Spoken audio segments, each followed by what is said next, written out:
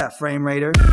I've always held on to some of my favorite gaming pieces, whether that be for nostalgia or rarity, but with such a statement I think you know what's coming. A lot of the stuff I didn't care much for got traded or sold off, a lot of those being plug-and-plays. I got a number of these during their prime days. Let's see if I can correctly recall all of them. The first one I ever got was this Namco plug-and-play that had 5 games on it. I'm sure you're familiar with it, it seems to be one of the most popular plug-and-play consoles, perhaps due to it being one of the first commercial plug-and-plays on the market, not counting the hundreds of thousands of unlicensed Famiclones. Speaking of Famiclones, a lot of these were just that, NES on a chip as they call it, a cheap way of bringing low-spec games to consumers in a simple fashion, easy for a quick buck. Not all of them are designed this way. As the years went on, more complicated variations of this concept came to light, and these basically paved the way for all the mini-consoles you see out today. I think there's an undeniable charm of seeing Atari 2600 games simulated via NES programming. Somewhere in these is likely a ROM file just waiting to be dumped. Why aren't these already dumped? Well, it's said that these all have their own individual coding that would in many cases require reverse engineering to uncover, and that's a lot of work. But I'm sure someday these will all get preserved somehow. A couple plug-and-plays have already been dumped and work in MAME, so I suppose it's only a matter of time. I recall this Atari 2600 plug-and-play being my second investment, followed by the Miss Pac-Man plug-and-play that I believe was seen as a successor to the original Namco one. I recall this one not being a Famiclone, but some sort of alternative that recreated them from the ground up. At least, it appears to be that way, since Xevious on that one seemed to take Spawn layouts from the NES version, slapping the real arcade graphics over top. Eventually trying out the arcade version, I was pretty confused because all this time I had been playing the gimped version. The original arcade game is brutally difficult. But anyways, I don't have that Miss Pac-Man one anymore because it utilized some sort of special paddle-esque control method for the pole position game by twisting the knob on the top of the joystick. But mine stopped working, so I tried to take it apart and repair it. I had no idea how to put it back together. That's okay though, because most of the games on this one I still have access to on one of the plug-and-plays that I've kept, and we'll take a look at that later.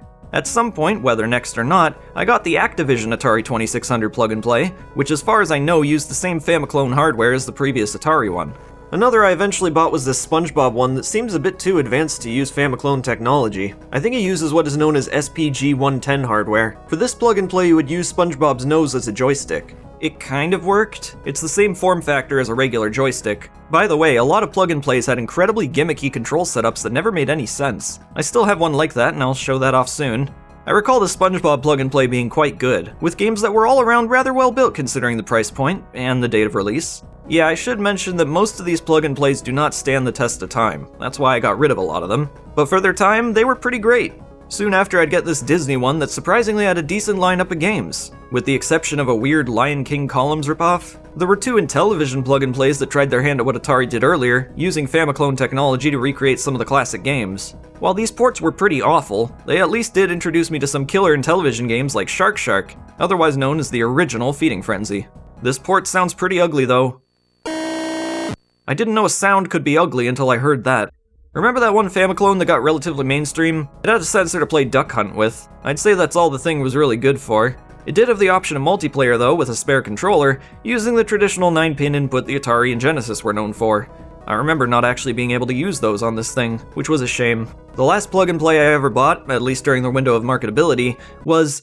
oh, right, so this is the one with the gimmicky control setup. Ever wanted to hold hands with Sonic? This is probably as close as you're gonna get. Well, I believe those are all the plug-and-plays I ever bought, so how many of them do I still have? The original Namco, the Atari 2600 joystick, the Sonic PlayPal, and the enhanced Namco arcade. Why did I decide to keep these ones? And will they stay in my library? Well, let's go into them one by one to find out, shall we? Alright, so the original Namco 5-in-1 plug-and-play. We've got, of course, 5 games to choose from. Oh, right, plug-and-plays will 9 times out of 10 use batteries. I'm glad we started to use mini USB as a standard now instead of having to go back and buy these blasted things endlessly. I don't even need to mention if you kept batteries inside these things for too long, they'd corrode the inside to kingdom come. If you ever find a used plug-and-play and it feels on the heavy side, leave it be. There's certainly gonna be some corrosion from leftover batteries in there. Regardless, we're now faced with 5 classic arcade games: Pac-Man, Galaxian, Rally X, Dig Dug, and Bosconian. All great titles, though funny they would choose Bosconian for the collection. Bosconian was never a huge game in America. All the home ports were only for computers. Never got a console release until the PlayStation 1 with the Namco Classic Collection, if I'm not mistaken. This plug-and-play is what introduced me to Bosconian, and possibly even Rally X. Pac-Man plays quite— oh dear god, what is happening? So, right, I suppose this is a good opportunity to tell you that plug-and-plays tend to be very cheaply made. The units themselves are made of solid plastic, but the internals, most specifically wiring, were always given a shoddy treatment. If you've ever shopped for used plug-and-plays, I'm willing to bet you've come across a few that require you to either hold the cable in a specific direction to work, or it's just so beyond comprehension that nothing you try seems to fix it. In this case, I opened the unit to try and figure out what could be causing this problem, since in this unique case it didn't seem to be an issue with the wiring. Smacking around the joystick would change the visual on screen, which is odd. I figured some cable was too close to the joystick inside, resulting in this occasional problem. Well, after the disassembly, I have no idea what the issue is. It seemed as if the joystick switches themselves would cause the visual defection, but I can't imagine why that would happen. Opening this thing kinda sucks too, because you have to destroy the beautiful side art to a degree to reveal those screws to open it. They were just really stubborn not to have you mess around inside the thing. Maybe I wouldn't have if they relied on less cheap production methods. Anyways, back to those games. Apologies if the visual gets a bit distorted at times. Pac-Man was ported pretty well. Kudos to not just porting the NES versions of these games, for those that do exist. I'm certainly not the most professional Pac-Man player, but I can get past a couple boards. This port? Somehow it felt easier than it usually is? Maybe the ghosts weren't programmed as close to the arcade counterpart as possible? This became far more prevalent when I played Galaxian, one of my all-time favorite games. The opposition's AI was far different from the arcade version, to the point where I found myself pretty disoriented. The gameplay is usually so formulaic, but here it seems as if the enemy patterns are completely randomized. There's nothing wrong with playing it this way, it's just different, like with the Pac-Man port as well. Enemies from Dig Dug responded like I remember. I was a huge fan of it when I was little, but haven't really gone at it for years. My memory could be faulty here. One thing I do remember is the dragons would flash before they fire their, fire. Here they don't do that. They just shoot instantly, which is bothersome. Rally X was fine, no complaints here. However, it does use the music from New Rally X, which, I mean, it is better. I guess I can understand that. Wait a minute, you want to run that by me again? Challenging stage? Bosconian is decent here. Though being the big fan of Bosconian I must say it isn't the best. Again, just different. Many of the sound effects are the same, though not all of them. There's a new death sound for your ship that I actually prefer to the original. The voice synth from the original is entirely missing, but I guess I can understand why. Seemed to me like spy ships were far less likely to initiate a red alert. Still happen from time to time, though. There were a couple plug-and-plays that came from these same developers who for some reason reused sound effects from this Bosconian port. One example being that Sandy Cheeks surfing game from the first SpongeBob plug-and-play. Now, Bosconian is a game that traditionally utilizes 6 directions rather than the 4 you're limited to here. This takes a pretty big toll on the gameplay. Your performance will suffer. Many years ago, upon attempting to fix this thing's weird video issue, I took it apart and noticed that Bosconian still has the 6 directions enabled, despite I assume these to be recreations of the arcade games from the ground up. Maybe the programmers made the port before the plug-and-play molding was settled upon? Unfortunately, I still wasn't able to find out what causes this video issue. Moving on, we've got this Atari plug-and-play which ports 10 classic 2600 games to the NES on a chip hardware with a simple yet effective menu system. I recall this being identical for the Activision plug-and-play, which I don't own anymore. For reference, that one had Crackpots, Atlantis, Pitfall, Grand Prix, River Raid, Tennis, Spider Fighter, Ice Hockey, Boxing, and Freeway. Pretty good selection. On the original Atari plug-and-play here, we've got Adventure, Asteroids, Breakout, Centipede, Circus Atari, Gravatar, Missile Command, Pong, Volleyball, and Yar's Revenge. In Adventure, you're to explore vast mazes with the intention of finding the hidden trophy treasure and making it back to your home castle while avoiding dragons. Looks pretty simple on the surface, but definitely has some complexity to it. To my satisfaction, this doesn't include just the original map, but the harder mazes as well with the select button. This is a great port, but there are a few bugs, like this glitching dragon here. Nothing seemed to get in the way with how the game is played though, so no real issues. I never really cared for Asteroids. I've always felt it's such an early game that had appeal which quickly wore off when other, better games came around. This port plays exactly as I remember it, so if that's appealing to you, then I guess this is a good way to play it. Choosing Breakout for this is an odd choice. A paddle-controlled game with a joystick? It kinda works, but nowhere near as easy to play this way. I began to wonder at the point of playing Centipede if the game is using some type of actual emulation of the Atari 2600. I mean, what need was there really to replicate the original introductory screen for Centipede? These games feel like identical clones, so these were either done by a very dedicated team, or it's simply emulation, which I imagine would be pretty crazy on NES hardware. In terms of Centipede, some sound effects were different, but it could just be an emulation thing. I have no idea. Here's Pong, otherwise known as Tennis for Two. You know, I always thought Tennis for Two sounded like something you'd order at a fancy restaurant. Hey guys, take your order? We'll get Tennis for Two, please. Yeah, Tennis for Two. Tennis for Two? Yeah. Oh, nice. Nice, Tennis for right. Two. Oh, yes. Looking forward to this. I don't think an actual Pong game exists for the 2600. There's Video Olympics though, which I believe is exactly this. It works, but this is yet another game that begs for the paddles. Like with Circus Atari. Well, actually it works far better in Circus Atari, but by no means would I prefer to play it this way. Gravitar is an interesting game where you have to attack a number of different bases by eliminating their defenses. This would be a good game if the physics weren't so bad. People have gotten adjusted to it, but I never could. Missile Command plays great besides an original issue I had with the port, being that sometimes you want to move faster than you're allowed to. More of a technical backpedal if anything. Volleyball, known as Real Sports Volleyball, is volleyball. I never played this one before I tried this plug and play. It's exactly as you'd expect. Yar's Revenge is a classic that I still wish had a bit more to it than just 2 repeating stages. Basically, you have to expose the core, then fly over and launch a missile into it. I always thought you were supposed to be invulnerable in this laser force field. I could be wrong.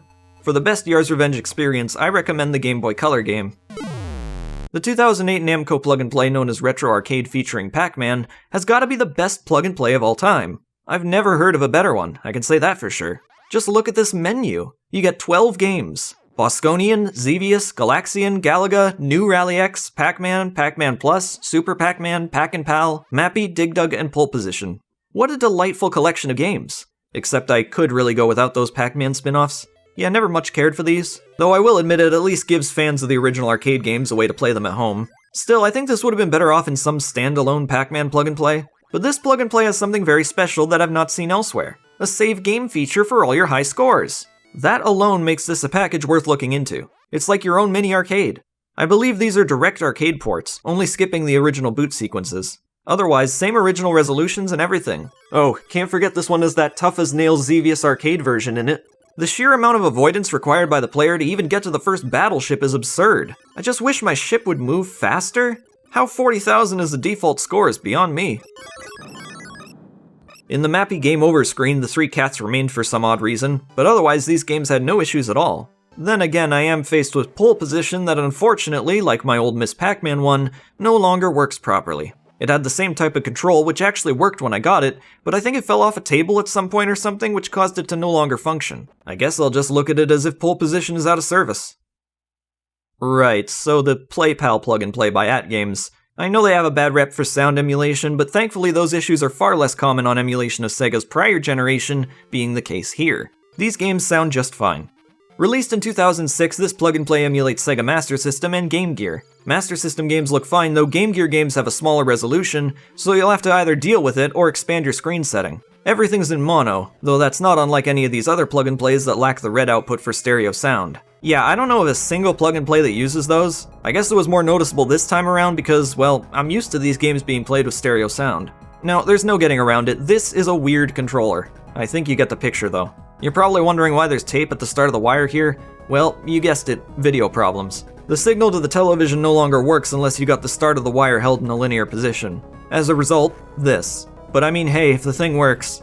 Unlike a lot of plug-and-plays, this one uses 2 AA batteries opposed to the usual 4. Battery life is good too, at least as far as I was able to tell. In the system you get a total of 20 games. 20 games! And these aren't just arcade games, these are fully fledged Sega games from the late 80s to early 90s. This is a pretty big deal, at least when looking back to 2006 standards. So what have you got? Well, all you see here. I'm not overly familiar with all these games. I only ever touched the ones I figured I'd like for the most part. For this video I got footage of Psycho Fox, Rystar, Bomber Raid, Sonic Triple Trouble, Astro Warrior, Alex Kidd the Lost Stars, Dr. Robotnik's Mean Bean Machine, Altered Beast, and Echo the Tides of Time. Gosh, that's a lot of games to look at. This'll surely take a while to cover, right? All the games played fine in the end. Like with any other composite plug-and-plays, these things will have latency issues on HD television sets. Composite doesn't really translate as well to these screens as they would on a CRT. In the early 2000s, when most of these were made, a lot of people still used CRTs as their primary television. Pretty much everyone at least had a CRT to make use of. And for those people, it was always the right choice to play these on those sort of TVs. So if you end up getting one of these today, bring it home and try it on your HD TV, surely you can still play them, but your performance and gameplay could suffer due to the slight input delay. And of course, it just won't look as pretty. So in conclusion, what plug-and-plays have I kept? Well, in making this video, I've decided that I'm only going to keep 2 of them. And one of them being for the simple reason that I don't think anybody would take the Sonic one given the whole it being taped up thing. Honestly, when you have most of the games on here already for their actual systems, it's just an oddity and nothing more. That's the PlayPal anyways, but what about the rest? Well, to be honest, the only plug-and-play that I would recommend to purchase is the retro arcade featuring Pac-Man. That's not even in my selection here. I really do think this is the only one that is undoubtedly of higher standards. Also, do keep in mind I'm not talking about any modern plug-and-plays which are more so marketed as classic minis. Those are a completely different story. As far as I'm aware, if it has HDMI, it doesn't count. Now look, I'm not saying the rest are bad. In fact, a lot of plug-and-plays are quite good, but buying them secondhand is always going to be a gamble because they were very cheaply produced. That, and you could probably buy any type of compilation release for less money and with far more features. Yeah, unfortunately the retro market charges quite a bit for any plug-and-plays now, so long as they aren't Star Wars Darth Vader helmet or Batarang ones, and you know, the rest of the third-party license ones that nobody really wants to own. They don't have much of an appeal besides nostalgia, because looking at them objectively today, they're basically cheap cash grabs. The fact that they're so easy to just set up and play makes them appealing, and while they are pretty good for a quick retro compilation or two, I'd say the alternatives available today are far superior. Now with all these plug-and-play retro consoles emerging, I can see why some thrift stores would be inclined to price these things higher. To be brief, you'd be better off not spending more than a couple bucks on one of these, unless you know for a fact that what you're getting is a solid package. Are there any other plug-and-plays out there I want to own? Actually, yes. There's one Atari 2-player paddle plug-and-play that, hopefully, has a more modern architecture for the paddles that would ensure far more longevity in use. Not to mention, getting the thing would mean a more modern Pong machine that I can just set up and play with friends easily. Yeah, still CRT, but it beats the worn-out paddles of generations. My Atari paddles aren't in the best shape. Having a dedicated way to play all those Atari paddle games would be awesome in my eyes, so I hope I can find one of those at a relatively cheap price someday. But that about wraps this one up. Thanks for watching, and I hope to see you Frame Raiders in the next video.